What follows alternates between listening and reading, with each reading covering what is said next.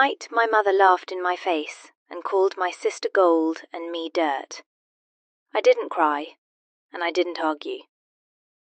I walked out, got in my car, and by sunrise my phone was blowing up with so many missed calls it looked like somebody had died.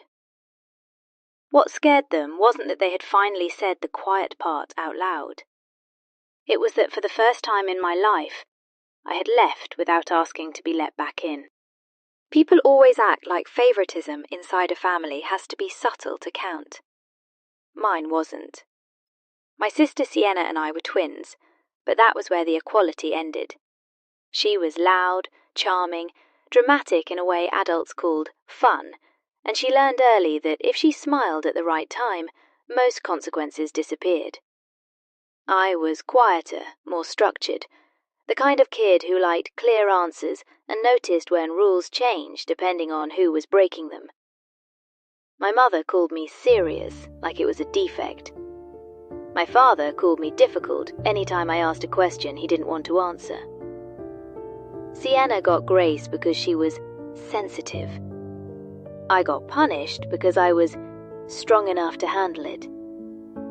That became the whole blueprint of our house. At birthday parties, her cake was bigger because she liked celebrating more. At school events, my mother somehow never missed one of Sienna's performances, no matter how average they were, but had an endless list of reasons to miss my academic ceremonies.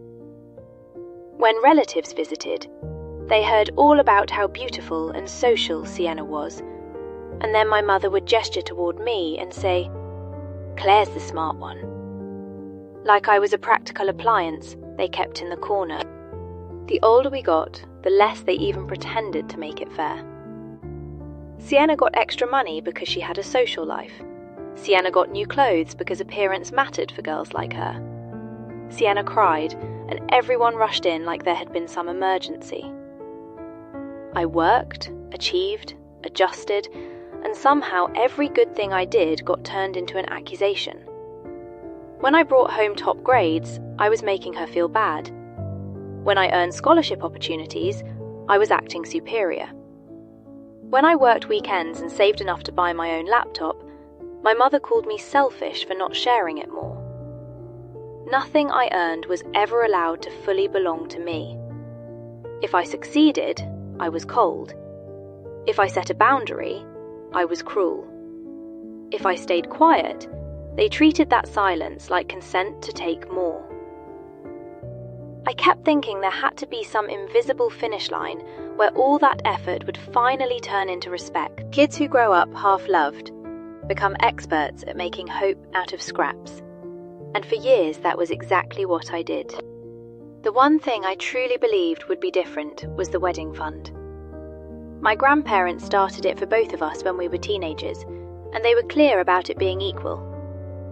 I still remember my grandmother squeezing my hand and telling me, "No matter what happens later, this will be one thing no one can take from you." I believed her because I wanted to. And because at that age you still think adults mean what they promise when they say something with enough tenderness. Once I started working part-time in high school, I even added to it myself. Not much at first, but enough that it mattered to me, because it came from real hours and tired feet and weekends I could have spent doing anything else. I wasn't forced to contribute. I did it because I wanted one solid piece of my future to feel protected. I thought maybe one day, when I got married, I'd at least walk into that chapter knowing there was something saved for me too. Something untouched by my family's habit of rewriting every fair arrangement around whatever Sienna wanted. By the time we were adults, our differences only got sharper. I built things. Sienna performed them. I worked my way through college with scholarships, internships, and jobs that taught me how to keep impossible schedules from collapsing. I ended up in wedding and event operations because I was good under pressure, and even better at preventing chaos before anybody else noticed it had started. I moved to Charlotte, built a peaceful life, paid my bills, and learned that stability feels luxurious when you were raised in emotional confusion. Sienna drifted from one identity to the next, depending on what got attention fastest. She tried boutique fitness, then lifestyle content, then brand deals, then hosting, and every time something fizzled out, my parents rebranded it as potential.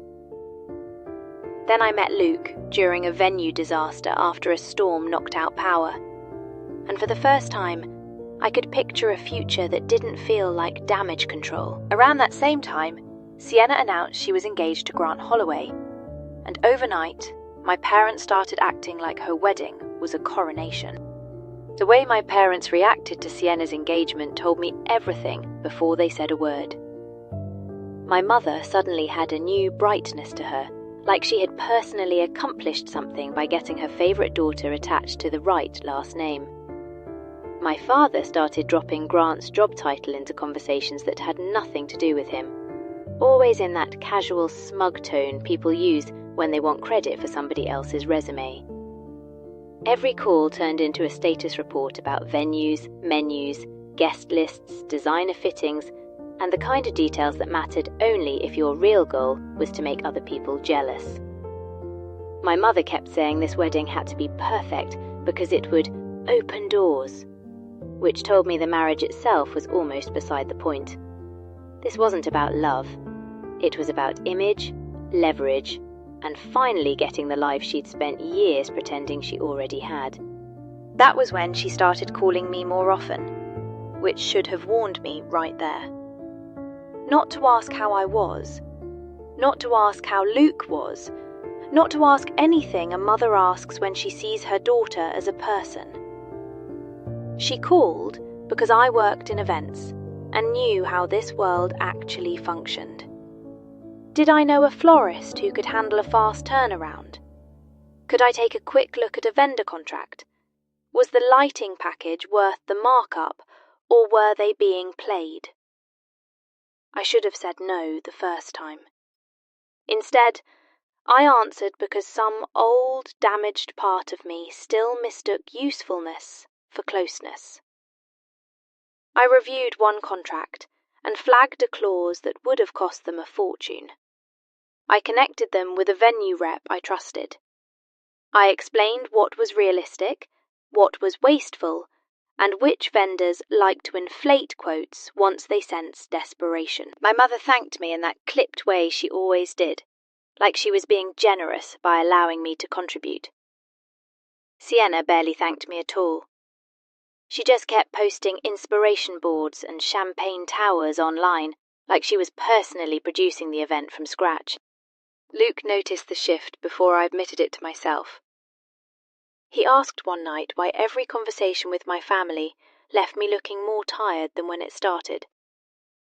I told him it was fine, that I knew how to keep boundaries, that I was just helping a little.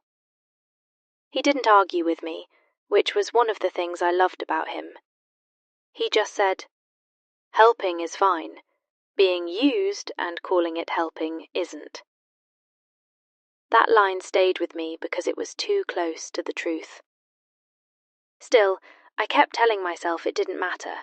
I had my own life. We were planning something small, elegant, and honest. We cared about the vows, the room, the people in it. They cared about imported flowers and transportation upgrades, and whether the photographs would look expensive enough to survive online. The dinner where everything finally broke was supposed to be a small family planning night before the last push toward the wedding. My mother said that like it was some warm invitation instead of what it really was, another performance staged inside their dining room. I almost didn't go. Luke encouraged me to keep it civil if I could, not because he thought they deserved more chances, but because he understood I was always grieving the family I wanted, not the one I had. So I drove in with a bottle of wine and the stupid little hope I still hadn't fully killed. The table was covered in swatches, printed seating charts, and binders thick enough to make the whole thing feel less like a wedding and more like a campaign launch. Sienna sat there glowing in that practiced way she always did when she knew she was the centre of the room. My father kept talking in vague, important-sounding sentences about budget and standards, without ever saying anything concrete. My mother moved through the details like a woman directing a show she thought the world was waiting to see. I listened for almost half an hour before I heard the number that made me look up. My mother was talking about a last-minute venue upgrade, better lighting, more florals, private guest transportation. All the things people add when they stop planning an event and start feeding a fantasy. I asked the question gently the first time. I said, "If you're spending at this level, what does that mean for the rest of the wedding fund?" The room changed so fast it was almost physical. My mother stopped moving. Sienna looked down at her plate. My father reached for his water and suddenly found it very interesting. That silence told me more than any answer could have. I asked again, more clearly this time. "What does that mean for my share?" My mother set down her fork and gave me that look I'd known my entire life. The one that said I had just stepped out of the role they assigned me. Then she said, very calmly, "There really isn't a your share anymore. Most of it went into Sienna's wedding." For a second, I honestly thought I had misheard her. I asked what happened to the money I had put in myself. She shrugged and said, "Families contribute to each other, Claire." I looked at her, then at my father, then at Sienna, and realised none of this was new information to anyone except me. They had already spent it. They had already decided, and they had already agreed I either wouldn't ask or wouldn't matter if I did. I asked one more question because I wanted to hear how far they were willing to go when they thought I had nowhere else to stand. I said, "So you spent Grandma and Grandpa's money, and mine, on her wedding, and just never planned to tell me?" My mother leaned back in her chair like she was settling in to enjoy herself. Then she smiled at me the way adults smile at children when they think they're finally explaining something simple. "Gold and dirt are not the same," she said. "Your sister is marrying into a world where appearances matter. That investment makes sense. You and Luke are doing some small, tasteful thing. You don't need the same kind of help." Sienna actually clapped once, sharp and smug, like my humiliation had landed exactly the way she hoped it would. What I remember most is not the sentence itself. It was the fact that none of them looked shocked after she said it. My father didn't tell her to stop. Sienna didn't act embarrassed. Nobody rushed to fix it, which meant this wasn't just cruelty spoken in a bad moment.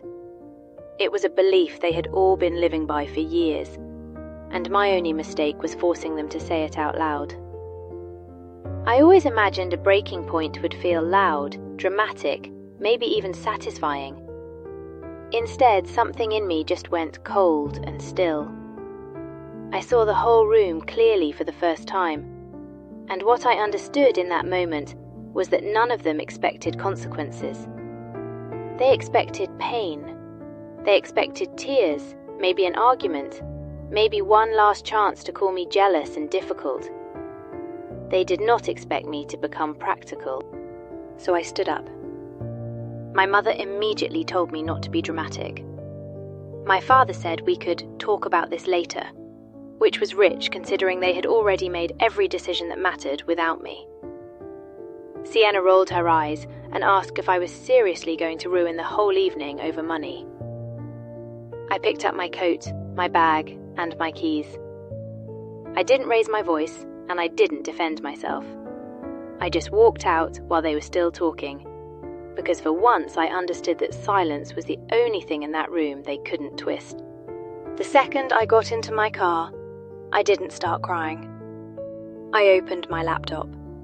In their rush to build a luxury wedding they couldn't actually support, they had leaned on more of my professional credibility than they realized. The venue rep had extended a temporary hold because I made the introduction. The floral designer had approved a discount using a referral connection tied to my company network. A transportation vendor had delayed full payment because I had vouched that this family would not embarrass me. Sitting in my parents' driveway with my hands still shaking, I sent 3 emails and made 2 calls. Every word was clean, professional, and impossible to argue with. I clarified that I was withdrawing any personal or professional support connected to the Bennett Holloway wedding, that I was not financially responsible for outstanding balances, and that no vendor should rely on my name, referrals, or reputation moving forward. I didn't ask anyone to cancel. I didn't need to. I just removed the scaffolding they had built their fantasy on. Then I drove back to Charlotte through the night with my phone face down in the passenger seat. I didn't answer a single call. When I got home, I saw 7 missed calls before I even took off my shoes. By sunrise, it was over 70. 53 from my mother, 20 from Sienna. The rest were voicemails, texts, and messages arriving so fast the screen kept refreshing. I listened to exactly 2. My mother sounded breathless, furious, and scared all at once. She said I was taking this too far and demanded that I fix whatever I had done before I ruined the wedding. Sienna's message came a minute later, and underneath all the attitude I could hear panic breaking through. She said I was bitter, selfish, and pathetic for trying to sabotage her big day because I couldn't stand to see her happy. I stared at the screen for a long time after that. What surprised me most was that I didn't feel guilty yet. I felt tired, clear, and strangely steady. My whole life, they had trained me to think withholding help was worse than being used. But once they said what I was to them, once my mother looked me in the face and called me dirt, the whole illusion collapsed. They weren't calling because they loved me. They were calling because for the first time, my absence had a cost. So I opened the message thread, typed 1 sentence, and sent it before I could second-guess myself. Why are you begging a piece of dirt?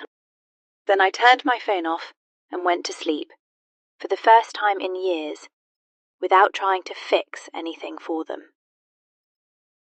When I woke up late that afternoon, sunlight was coming through my apartment blinds, and for a few seconds I forgot what had happened. Then I reached for my phone, turned it back on, and watched it light up like an emergency signal. I expected guilt to hit me the second I saw all those messages.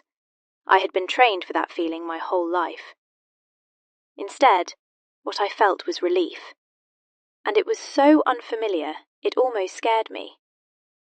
Not happiness, not revenge, just the deep exhale that comes when you finally stop volunteering to be useful to people who only respect what they can take. The messages came in waves, and each person managed to sound exactly like themselves, even through text. My mother switched fast from panic to victimhood. She wanted to know how I could do this to my own family after everything they had done for me, which would have been funny if it hadn't been so predictable. My father sent one cold message accusing me of sabotaging my sister out of envy, because that was always easier for him than admitting the obvious. Sienna was the most exhausting. She bounced from furious to mocking to pleading and then back again, telling me I was pathetic, unstable, bitter, jealous, and cruel, sometimes within the same thread. People like her always assume everyone else is fighting for the spotlight too. It never seemed to occur to her that I wasn't trying to steal her moment. I was just done holding it up. I called Luke and told him everything, including the exact sentence my mother used. He went quiet for a few seconds, and I could hear him choosing his words carefully, because he knew if he said what he really wanted to say, it would only make me carry his anger too. Then he asked me one question. Did you do anything wrong? I said no. He said, "Then let them deal with what they built." That was Luke in a sentence. He never confused kindness with surrender, and he never asked me to make myself smaller just to keep other people comfortable. Over the next few days, the situation got uglier in the way things always do when the performance starts cracking backstage. The venue needed immediate confirmation. The florist paused production until payment cleared.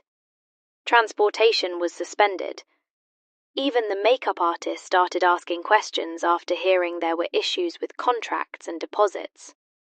The wedding itself didn't fall apart, which honestly made sense. Families like mine will drag a whole collapsing structure over the finish line if they think strangers are watching. My father moved money around from somewhere he clearly shouldn't have. My mother borrowed from relatives she privately looked down on. Sienna cut a few decorative extras, but only the ones guests wouldn't notice in photos. They kept the venue, kept the dress, kept the illusion of effortless luxury.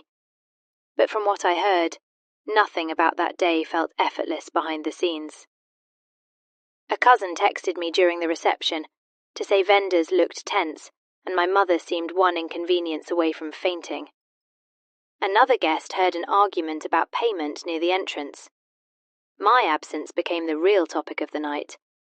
People noticed that a twin sister doesn't just miss a wedding like that without a reason. And the stories my parents told weren't even consistent. Some people heard I was sick. Others heard I had a work emergency. My favourite version was that I'd become emotionally unstable and needed space, which had my mother's fingerprints all over it. I looked at the photos once after Sienna posted them, and then never again. She looked glossy and triumphant. Grant's looked polished and detached, and my mother looked exhausted under professional makeup. The comments were full of the usual empty language about fairy tales and perfect couples and dream weddings. None of it moved me. What surprised me most was how quickly distance changed the texture of everything. Once I stopped standing inside my family's version of reality, I could see how fragile it actually was. They needed me more than they had ever admitted. Not because they loved me, but because I was the practical spine in a family addicted to appearances. Without me, they could still throw a party. They just couldn't hide the cracks nearly as well. Luke and I kept planning our own wedding, and every choice we made felt cleaner after that. We found a lakeside property outside Charlotte with old trees and soft light, and the second we saw it, we both knew it was enough. No spectacle, no fake luxury, no need to impress people who had never shown up for us. We cut the guest list down to the people who had actually earned a place in the room. We chose a local chef instead of a status caterer, simple music, warm lighting, and a day that felt like us instead of a performance. For the first time in my life, celebration started to feel honest. Meanwhile, the calls from my family slowed, not because they had accepted anything, but because they were busy trying to keep their story from collapsing in public. I already knew that phase wouldn't last. Debt has a way of making the truth louder, and so does a marriage built for show. About 3 months after the wedding, the first real crack reached me from outside the family bubble. A college friend who still drifted through some of the same social circles as Sienna sent me a late-night message asking if everything was okay between her and Grant. I asked why, and she said Sienna had been posting vague little quotes about loneliness and fake love, and somebody had seen her crying at a restaurant while Grant left early. I should have felt shocked, maybe even sympathetic, but mostly I felt recognition. I had seen the transaction from the beginning. Grant hadn't fallen in love with my sister. He had chosen her. She photographed well, knew how to flatter the right people, and wanted status badly enough to mistake being displayed for being cherished. My mother loved him because he came with a polished last name and the kind of background she had spent years trying to orbit. Sienna loved him because he looked expensive, moved through nice rooms like he belonged there, and made her feel like she had finally won some competition nobody else knew they were in. But status isn't intimacy, and being chosen for appearance is not the same thing as being known. Around the same time, my father's financial situation started unraveling in ways he couldn't smooth over with tone and posture. He had always loved acting like the smartest person in the room when money came up, which was probably part of why he let the wedding overspending get so out of control. He really believed he could outmaneuver the consequences later. The problem was that later arrived fast. Emergency borrowing became rolling balances turned into pressure, and pressure made him sloppy. I never got the full story, but I heard enough through relatives and gossip to understand that people in his professional circle had started noticing he was covering personal obligations in ways that made him look reckless. My mother's boutique followed right behind him. It had always run more on image than profit, and once cash got tight, the whole thing started limping in public. She quietly discounted inventory, backed out of a charity committee role she had bragged about for years, and stopped hosting the kind of lunches she used to treat like evidence of social rank. People who had once hovered around her table got harder to reach once there was nothing glamorous left to attach themselves to. That was when the messages started up again, and this time they came wearing softer clothes. My mother mailed a letter to my office instead of my apartment, which told me she still didn't understand the difference between contact and intrusion. In that letter, she tried every version of the truth except the real one. She wrote that wedding stress had caused things to be said in the wrong tone. She wrote that families make mistakes and strong people know how to move past them. She wrote that Sienna was struggling in her marriage and needed her twin. What she did not write was that she had called me dirt. What she did not write was that they had taken money meant for me and spent it like I had no claim to it. What she did not write was that my value only seemed to register once my absence had a price tag attached. I folded the letter, dropped it in the trash, and went back to work. A week later, Sienna called from a private number, and against my better judgment, I answered. I think some part of me wanted to hear what her voice sounded like without an audience in the room. She didn't waste time pretending this was about reconciliation. She said she and Grant were having problems, that he was traveling constantly, getting cold with her, making comments about her spending and her family's instability. Then she got to the point. She asked if I still had contacts who could help my mother's boutique land some kind of upscale event partnership, maybe something that would bring in new clients and make the business look strong again. When I didn't respond, she kept going and asked whether Luke knew any investors. That was the moment I almost laughed, not because it was funny, but because it was so perfectly familiar. Even in the middle of her own life coming apart, she still saw me the same way she always had. Not as a sister, not as a person she had humiliated at a dinner table. Just a tool she hoped had not learned its own worth. I told her no. She turned sharp immediately and accused me of enjoying their suffering, of sitting back and watching just to feel superior. I told her the truth. I said, I don't need you to suffer to know who I am. I just needed to stop letting you decide it. She hung up on me before I finished breathing. Not long after that, I heard through a family acquaintance that my parents were quietly preparing to sell the house and move somewhere smaller. Officially, it was about simplicity and less maintenance. Unofficially, debt was tightening around everything they had spent years pretending was secure. The house where I had learned to make myself useful, agreeable, and emotionally convenient was becoming one more thing they couldn't afford to keep. The night I heard that, Luke found me sitting at our kitchen table, just staring at nothing. He asked if I was okay, and I told him I honestly didn't know what I felt. There was no triumph in it, no real satisfaction, just this dull ache over how far some people will go to protect pride that never protected them back. He sat down beside me and said, "Some people would rather lose everything than admit they were wrong to the person they treated the worst."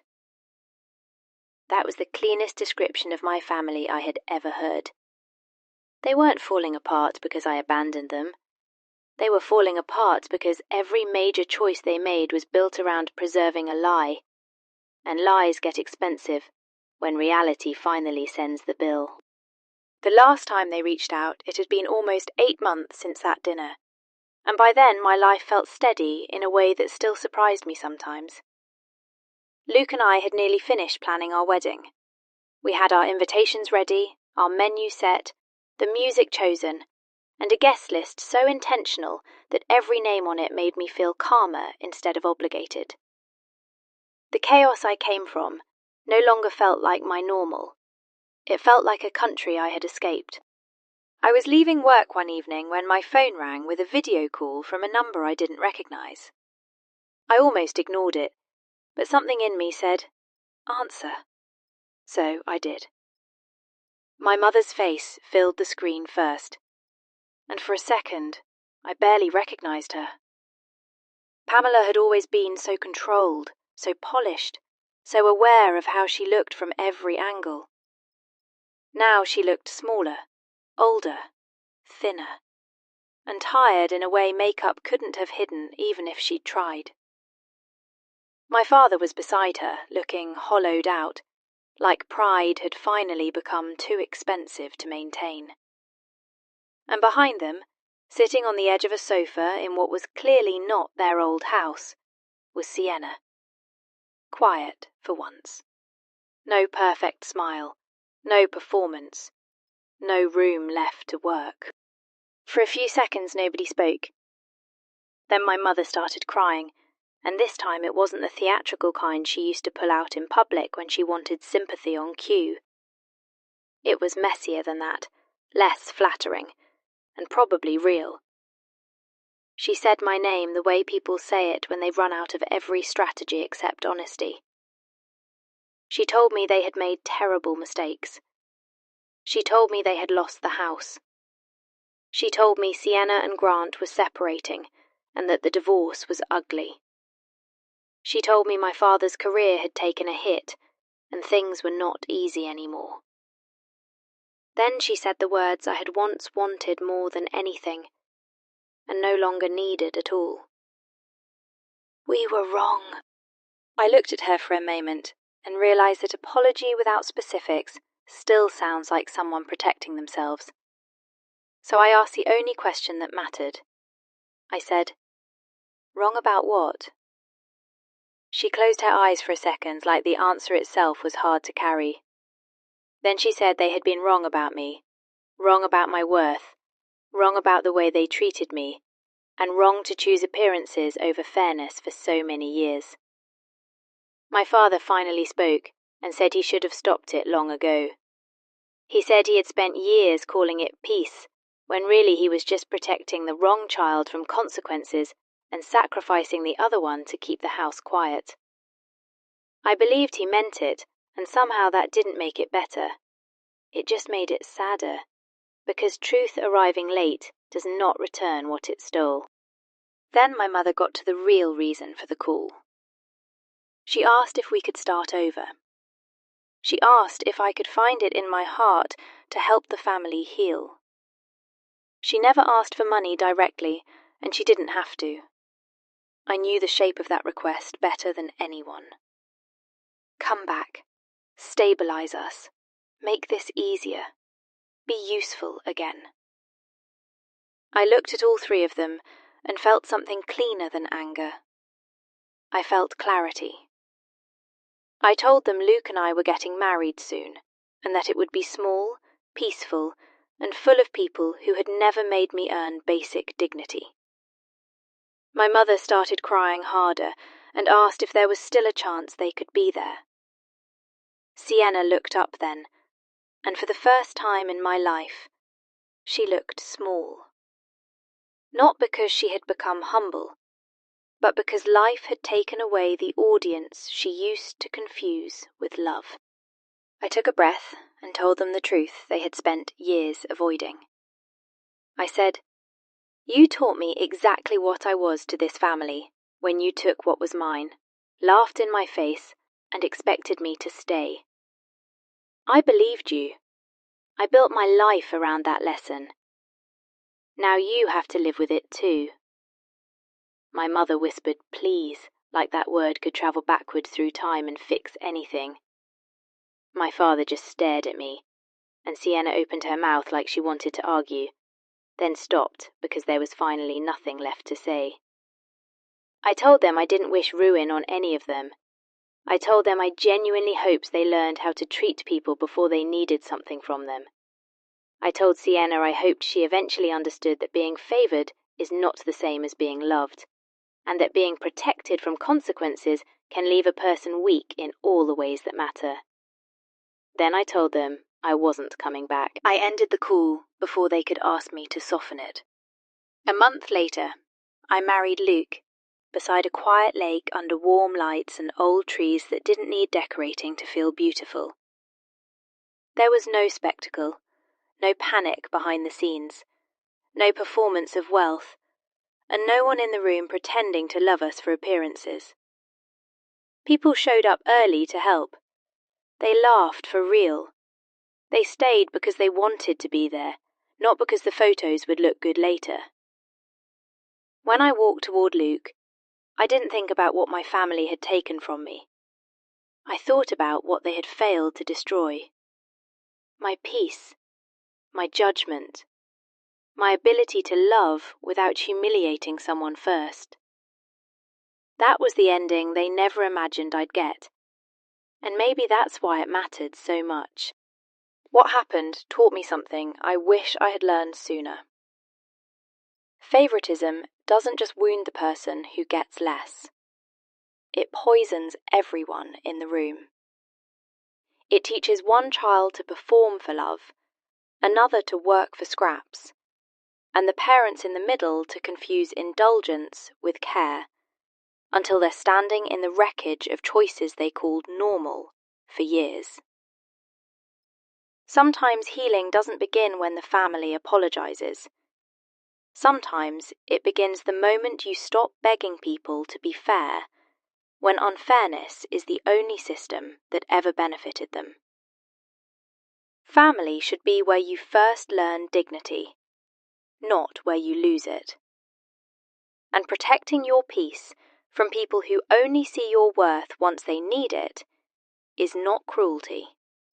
It's self-respect. If this story hit you, leave a like, share it with someone who needs it, and subscribe for more stories like this. I'd really love to hear what you think in the comments. At what point would you have walked away from this family for good?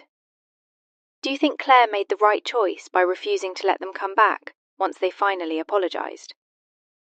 And do you think Sienna was ever truly loved, or just rewarded for playing the role her parents wanted?